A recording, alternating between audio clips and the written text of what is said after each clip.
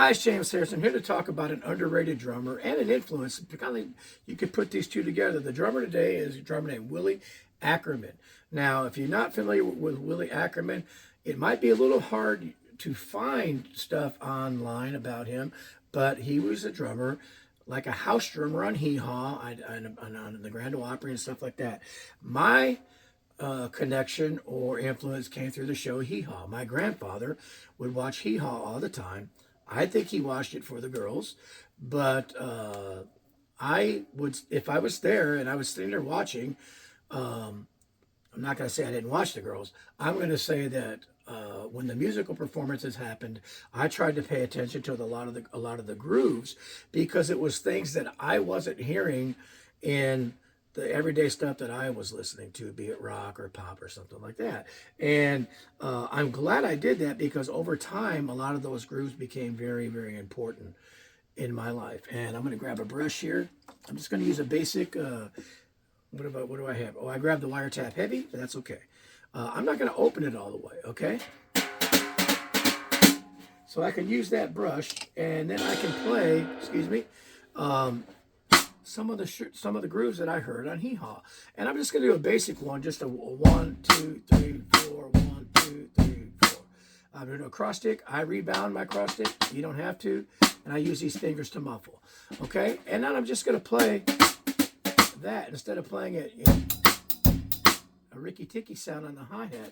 I'm going to go for something a little bit more mushy or meshy. I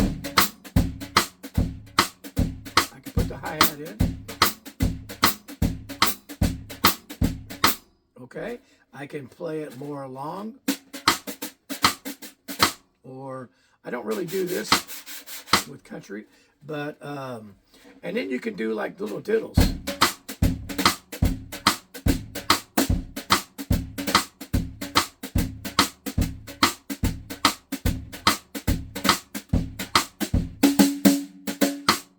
Okay, so I stole those kind of grooves from a guy named Willie Ackerman.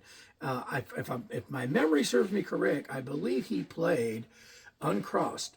If he did a hi-hat, a lot of it was with his left hand lead on the hi-hat and the snare. And a lot of times, if you see some of the performance, you'll see him actually standing up and just playing a snare drum or a hi-hat and a snare drum, or maybe a cymbal and a snare drum, almost like the Slim Jim Phantom from the Stray Cats type of feel. And a lot of what he was doing was a brush in one hand and a stick in the other. Okay, and I noticed a variety of stick sounds that I learned this way. Right? And you find the sweet spot. And sometimes on the Hee Haw, you'd hear that, and other times you'd hear a really low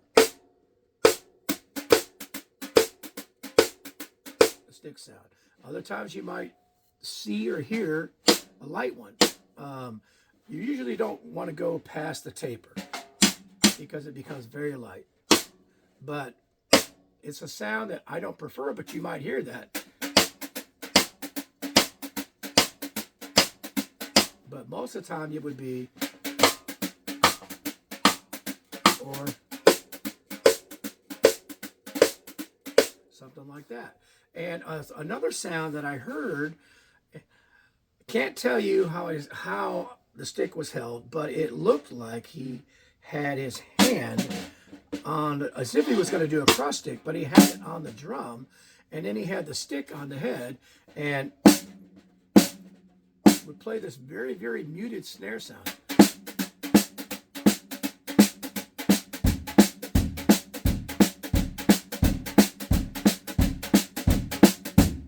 Okay, and again, a lot of this was for television performances, and sometimes it might be four banjos doing something, and he'd be over in the corner, doing.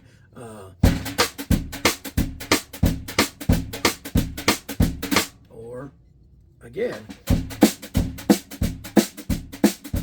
where if I just, it might have been too much, so you would see that.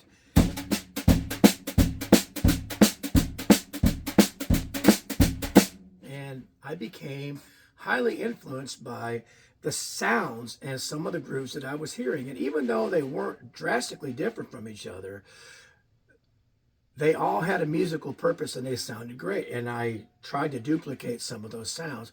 And they did come in handy in my adult life as I started playing different things. So Willie Ackerman, I believe that's how you say it. I've heard it said Ackerman and Ackerman.